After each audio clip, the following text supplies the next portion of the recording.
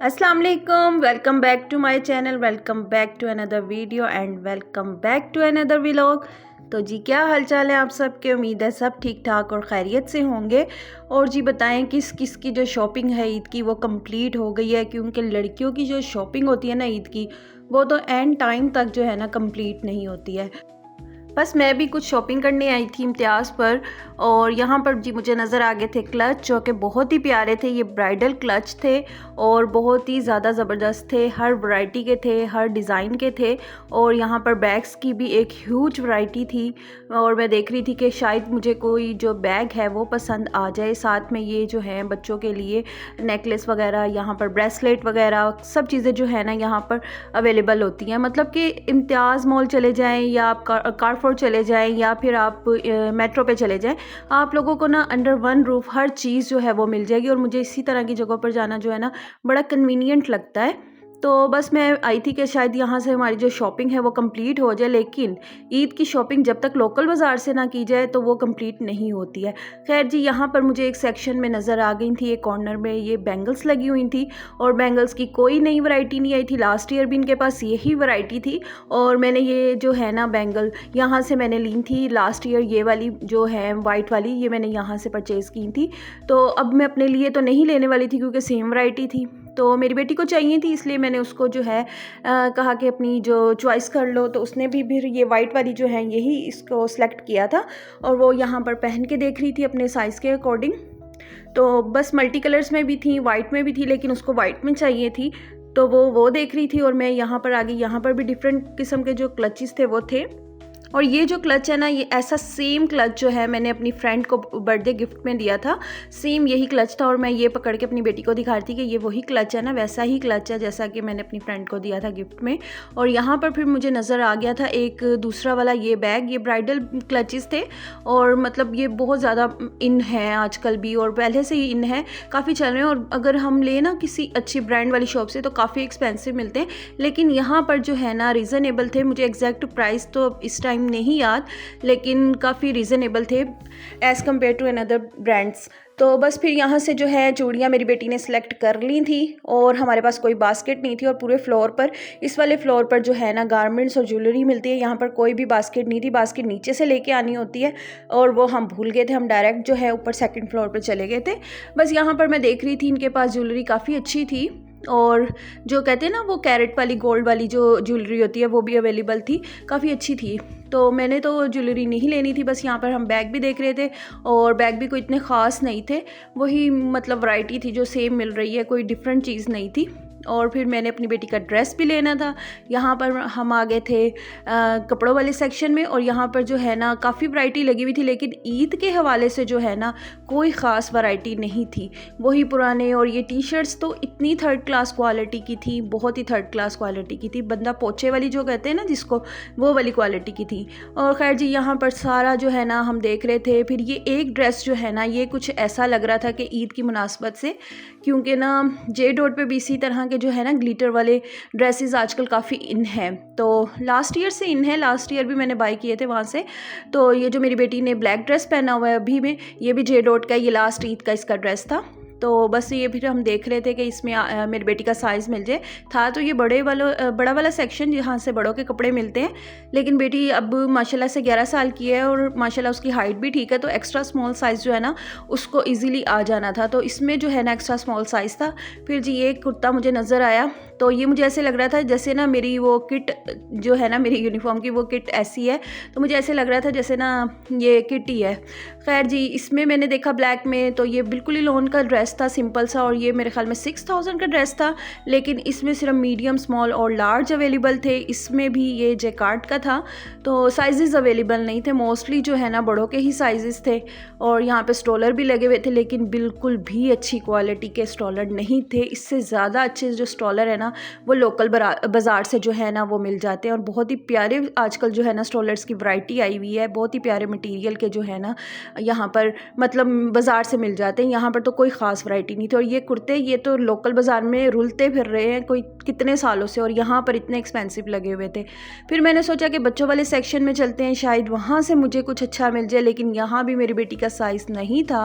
मुझे तो समझ नहीं आती कि 11 से 12 साल वाले बच्चों के जो साइज़ होते हैं वो क्यों इस तरह के होते हैं। मतलब कोई 11-12 साल की एज में ना किसी की हाइट ज़्यादा होती है, किसी की नॉर्मल होती है, सब पे डिपेंड करता है। तो हर साइज़ के कपड़े जो होते हैं ना ईज़िली अवेलेबल नहीं होते हैं। खैर जी, फिर हम वापस आए और यही वाला ड्रेस जो था जो कुछ मुनासिब लग रहा था ईद के हवाले से, तो ये हमने जो है इसको अनटैग कर रहे थे क्योंकि हमें ये ट्राई करना था। तो इसको अनटैग करके मैं और मेरी बेटी जो है ट्रायल रूम में जा रहे थे, ताकि अगर इसको साइज़ पूरा है एक्स्ट्रा स्मॉल साइज़ तो मतलब यही हम पैक करवा लेते, क्योंकि यही एक ऑप्शन रह गया था। इसके अलावा जो है ना मुझे कोई ख़ास वैरायटी नहीं लग रही थी।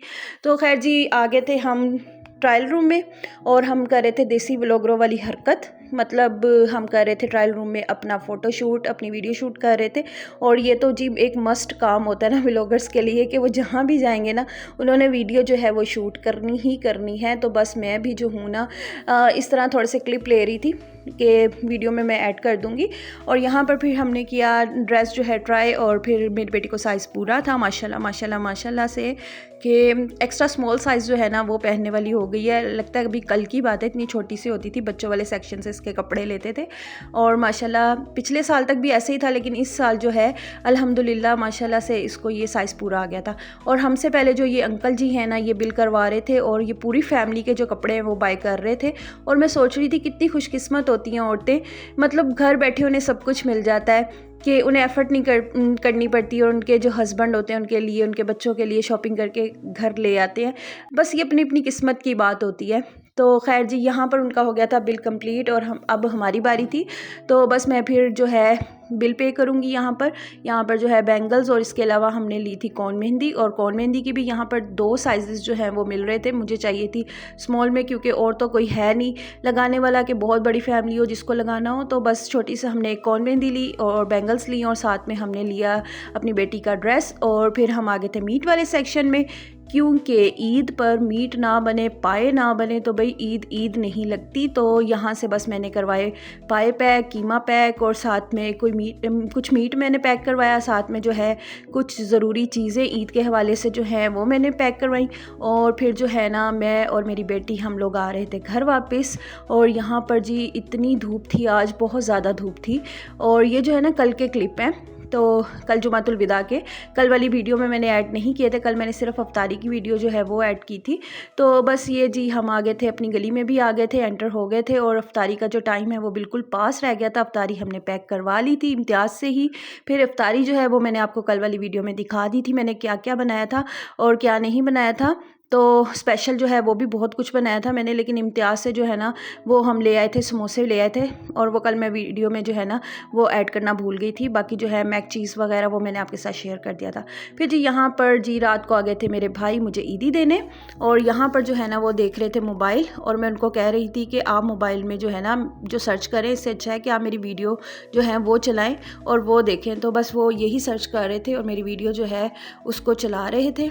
और बस ये भी जो है ना शेफ़ हैं बाय प्रोफेशन, इनका भी चैनल है जो कि बहुत जल्द जो है उस पर अपनी वीडियोस जो अपलोड किया करेंगे। तो फिर मैं आपको बताऊंगी इनके चैनल का नाम, आपने वो भी मस्ट विजिट करना है। खैरियत से हूँ।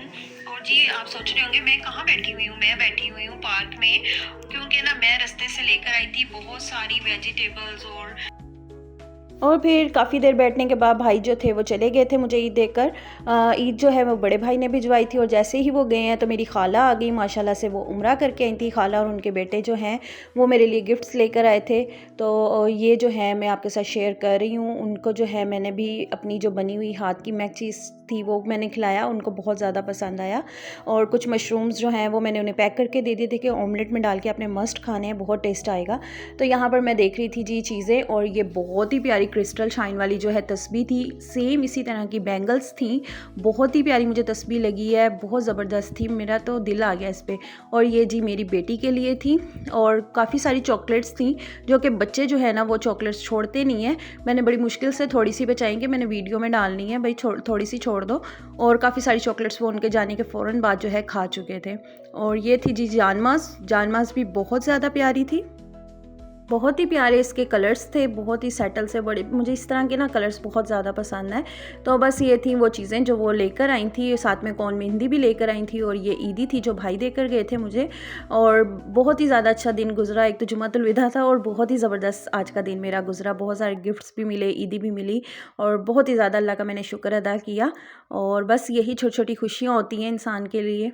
और आज जो है ना मैं दोबारा गई थी बाज़ार क्योंकि मुझे अपनी बेटी के लिए एक और ड्रेस लेना था। तो मैं जैसे ही घर से बाहर निकली ना तो गली में जो है ये ऊँट वाला आया हुआ था, मैंने फ़ौरन से कैमरा निकाला और मैं इनकी वीडियो शूट करने लगी क्योंकि ना मुझे इसको ऊँट को देख के ना अपना बचपन याद आ गया। मतलब जो लोग मोहल्लों में रहते हैं ना वो तो इसकी जो मतलब फीलिंग्स है ना, एक रौनक जो है ना मोहल्ले की वो फ़ील कर सकते हैं, लेकिन जो सोसाइटीज़ वाले हैं ना वो इन खुशियों से, छोटी छोटी खुशियों से जो है ना महरूम होते हैं। बड़ी ही फेक लाइफ होती है मुझे लगता है जो सोसाइटीज़ में रहते हैं। तो लेकिन खैर गलियों में जो रहते हैं ना उनको पता है कि इसका ऊँट पे सवारी का क्या मज़ा जिन्होंने बचपन में की हुई है वो मुझे कमेंट्स में ज़रूर बताइएगा। फिर जी मैं आ गई थी बाज़ार और बाज़ार जो है ना वो खचाखच भरा हुआ था लोगों से, बहुत ही ज़्यादा यहाँ पर जो है ना रश था आज। किस तरह सेल लगाई हुई है?